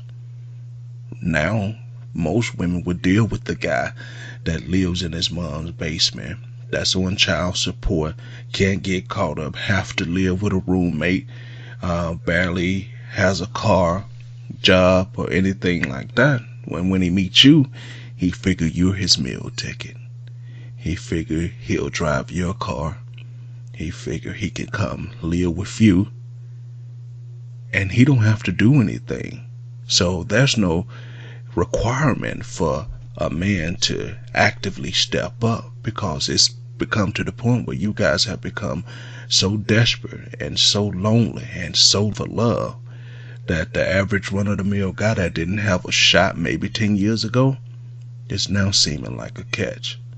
So when he's late picking you up in your car and he has his friends hanging out all times of night in your house, just remember, you're not dating down. You're just dealing with a guy who has no incentive to step up. Hey, my name is Jasmine. I'm calling from Atlanta. And my question is, why do men treat their side women better than they treat their wives or their spouses? Ultimately, it just seems like he's treating her better because he's treating her better than he treats you right now. But if you go back into your mind and think about when you guys first met, he's treating her the same way right now how he treated you when you guys first met. He did all the little things to make you smile, to make you happy, to eventually make you fall for him, to eventually make you give him his heart. He would call, check up on you. He would bring you things for lunch. He would sit down and want to cuddle and watch TV with you, do all the little things. But as time went on, they became stale to him. He felt like at times, I could be doing something better. So then he finds someone that eventually grabs his attention, and so enters the side chick. But in order to keep her, to get her to the point where you're at, he has to treat her like he treated you when he first met you. So now you have no clue that this person is being wined and dined and feeling like she's on top of the world. While you getting the sloppy seconds, while you getting the man halfway talking to you, halfway conversing with you, halfway at home, don't want to spend no time. And no matter what you do, it seems like it's never ever good enough. It's not the fact that it's not good enough. It's just that at this particular point, he don't even care if it's good enough. He's not even interested if it's good enough, because he has someone that for the time being is making him feel really good. And the way you use to make him feel is kind of stale. So it's not the fact that he's treating her better. He's just treating her better than he treats you right now. Because if you really think about it, you got the same treatment in the beginning. The sad and true, realistic and unfortunate part is, at some point, the side chick is going to be thinking the same thing when she becomes the side chick. I hope that helped you out. Let's go to the next question. Hi, my name is Leanne, and I'm calling from Minnesota. And I was just wondering, how will I know if my man has matured? This is a really good question. There are several ways to know when your man has matured, and most of them starts with you. When you're not going through his phone to make sure that he's not calling up other females, up other women, might be a sign that he has matured, because he's instilled certain comfort level with you, a certain trust. When you're not constantly checking to make sure he's coming home on time or he's not staying out too late, and you start to believe he is where he say he is, then that's a sign that he's starting to mature. Maturity is one of those type of things that as a man, yes, you do want to go down a path where you do mature, but it's all about how it's perceived, because you can have someone who acts older than they are, but are they mature? You can have someone who seems like they make sound decisions, but are they truly mature? So when you get to the point when you feel that you trust your man and he's not doing all those things that got you figuring where he's at, you're checking his phone, you feel like every woman that he's friends with on Facebook or Instagram is someone that he smashed in the past. When all that stuff when all that don't matter to you anymore, and he's starting to do the little things that let you know that regardless of all that outside noise and influence, he has your back and he's there for you and you're number one, that's how you know a man has matured. When you wake up in the morning and he kisses you and say good morning to you, he said, I'm going downstairs to get me a cup of coffee, baby. Would you like one? He's mature when he stops making those inappropriate young man jokes he used to make at the most inappropriate times. He's learned how to assess the situation and realize that, hey, look, this is not the time to be joking. This is the time when she need me to be strong for. When he starts saying, no, I'm not going to buy Madden this week because I got a bill to pay, instead of buying Madden and then trying to figure out how you're going to pay the bill. So there's several ways to figure out if your man has matured or not. But ironically, a lot of them start with you, the woman. When you start to feel a comfort level with your man, when you start to feel trust with your man, then those are signs that that man is starting to mature. All right, let's get another question in here. Okay, hi, this is Carlotta. My question is, why, when we choose to want to discuss issues with guys, they always assume that it's nagging? Sometimes it can be nagging, but for the most part, let me tell you what's really going on. What's really going on is he just don't want to admit that. He don't want to get into an argument that he can't win. And a lot of times what you guys are quote unquote nagging us about is the complete, pure, unfiltered truth. And sometimes we don't want to come to grips with the fact that whatever you're complaining about, whatever you're nagging us about, is a legitimate point. So we don't want to deal with things that is right in our face and the truth. So we'd say, here you go again with this nagging and complaining. But the problem with that is that we can't get that you're only complaining about something that's frustrating you, something that's making you miserable. And if everything was going good, everything was going all right, you wouldn't have a complaint. But because as men, sometimes we could become so fixed on how we want to be, so fixed on our routine, that we can't even see that we're irritating you guys. We can't even see that it's not a balance in the way that we interact with you guys. And most of the time, women just want balance. They figure if you're going to play your video game or hang out with your boys, find a way to balance that out. Most women don't mind you doing other things outside of her as long as you give her her time. But when we don't do that and we want to just be selfish with it and you guys bring it to our attention, we don't want to hear it. We flat out do not want to hear it. We do not want to discuss it because we'll say, you're nagging. And there's not a person on this planet, in this world that wouldn't want to have things on an equal basis. So the bottom line is this: when you guys are nagging and when we feel you are complaining, just know in the back of your mind, the reason he's trying to make this conversation go away or not have it at all is because at this particular point, you're telling the straight up truth and he just don't want to hear it.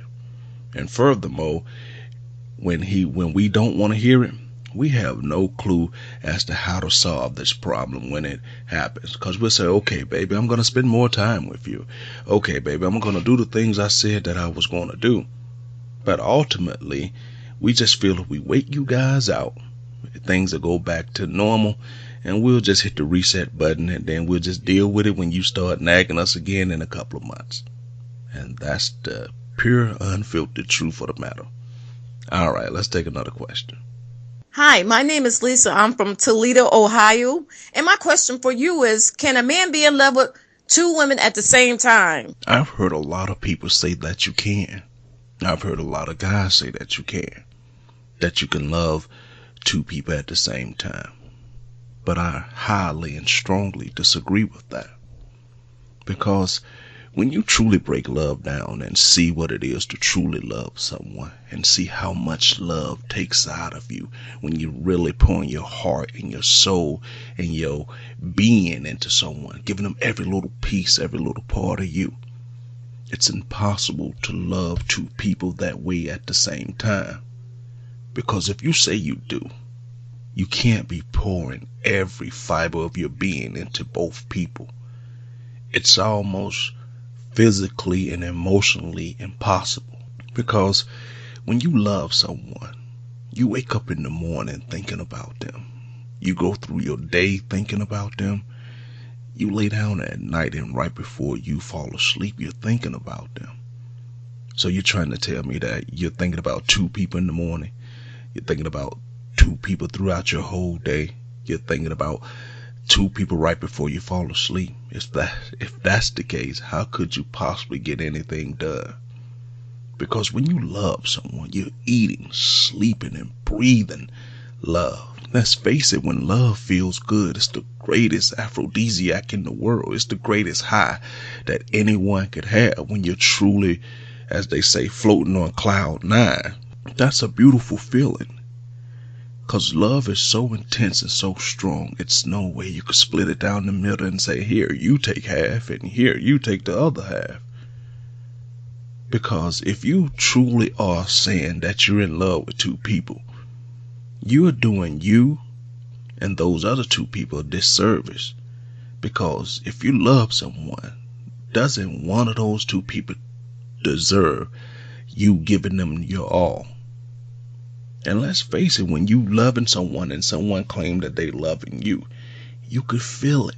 As we like to say about the women's intuition, she could feel when you're totally into her, when you're totally loving her. And on the reverse side of that, she can feel when you're kind of 1 foot in and 1 foot out. So I say no, a man cannot be in love with two women at the same time. He could be infatuated.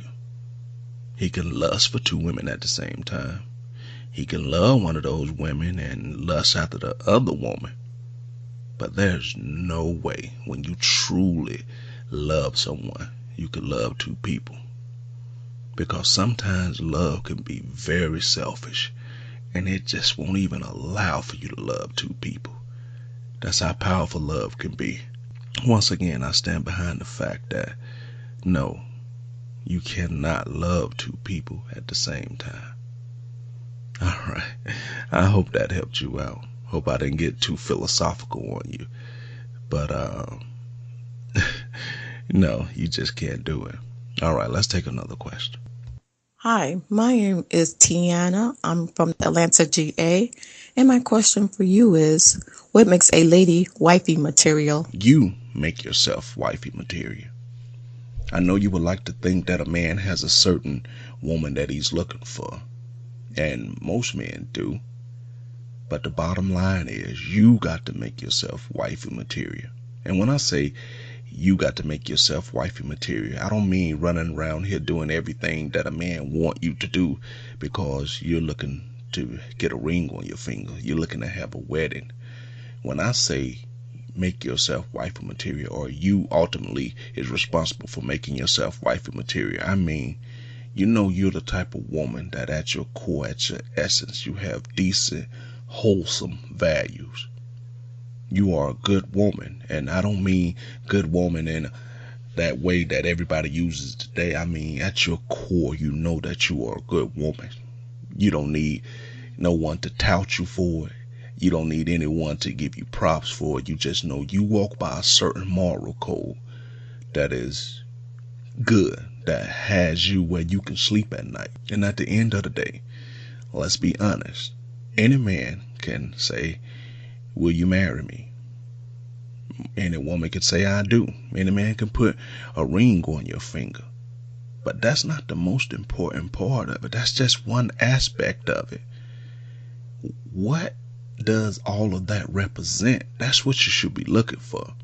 Because he can be a man that can't afford a big ring, can't afford a big wedding, but what he brings to you as far as how he loves you and his values and how he treats you could be immeasurable. But so many days women are looking for the big wedding, the big ring, so you can put it on Facebook and social media to show all your girlfriends and so everybody else that yes, he went to Jared.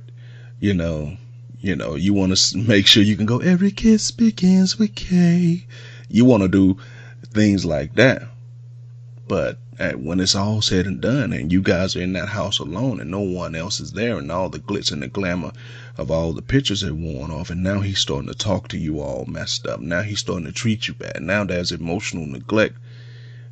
You got married, you got the ring, and you see what I'm saying? That's where it ends. So when I say make yourself wifey material, I mean look for the man that's going to complete you. Nowadays, like I said, we have conditioned you guys to lower your standards so low that I'm honestly convinced, I don't know if most women could recognize a good man if they saw one now. Because if you get used to looking at regular TV, all the time, and then you see a HD TV, you say, yeah, it looks great, but I ain't got no problem with keep looking at my standard definition TV. Even though it looks great, but we have conditioned you to keep looking at the old TV. So the point I'm trying to make is that when you declare yourself and you make yourself into the good woman, it defeats the purpose to make yourself a good woman and then you settle for a piece of shit man. You got to learn to filter through the bullshit. You got to learn to tell yourself, I'm willing to sacrifice a little time being lonely, just a little extra, just so I can make sure that I get the person that's going to be a good connection for me. That's going to be that person that completes my soul, where we have that spiritual bond. Because we all know if you keep going after things, that's because it's physical. Oh, they fine. He's good looking. At some point, we all know sex levels off. We all know that over time, people's bodies is going to change. People may start to lose their hair. People may start to gain weight. But how he treats you and how he loves you and the essence of how you guys' relationship got started, that could never change if someone truly loves you.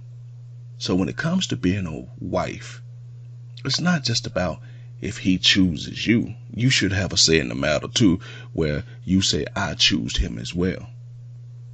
So what makes a woman wifey material?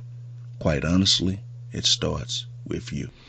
All right, guys. Ultimately, that's going to wrap up the show. I want to thank you guys for spending your Wednesday afternoon with me. It's been a great ride.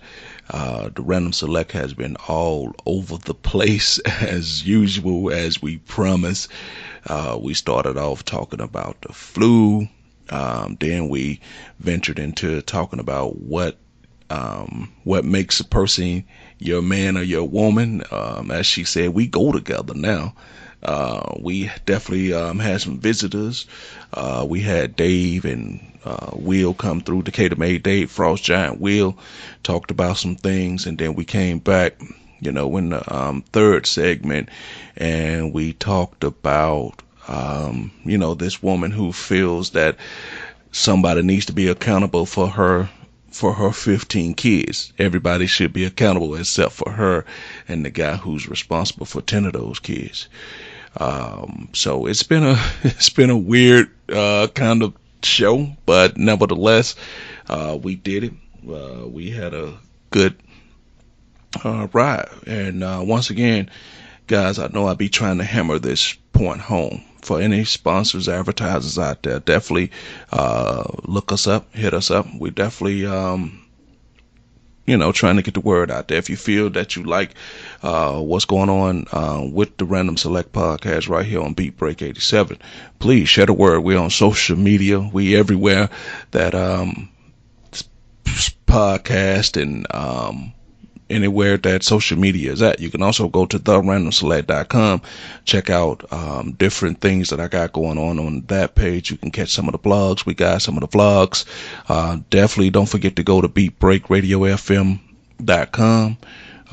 You could click on that listen now link to get to us. You got the TuneIn app link, iHeartRadio speaker. Don't forget the Beat Break mobile app, where you could download the mobile app and you could catch the shows on demand. And people, don't forget that the Random Select podcast will re-air Monday through Friday from 10 p.m. to 12 p.m. Eastern Standard Time. Keep that in mind. Let us know you're out there on the social media sites. Go to the Random Select Facebook page. Go to the Random Select Twitter page. Same thing with Beat Break Radio page.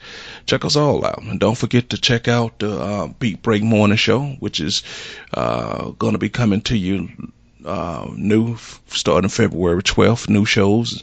So don't forget that. Also, don't forget to check out the D Hill Show. You got the Gospel Train, the 360 Mix Show, and a couple new shows that's going to be airing soon. So stay tuned. Keep it locked right here on Beat Break 87. So we got a lot of things going on, and stay tuned for the Random Select. I got a few things coming up. A couple things where, I'm going to talk about my childhood and things like that.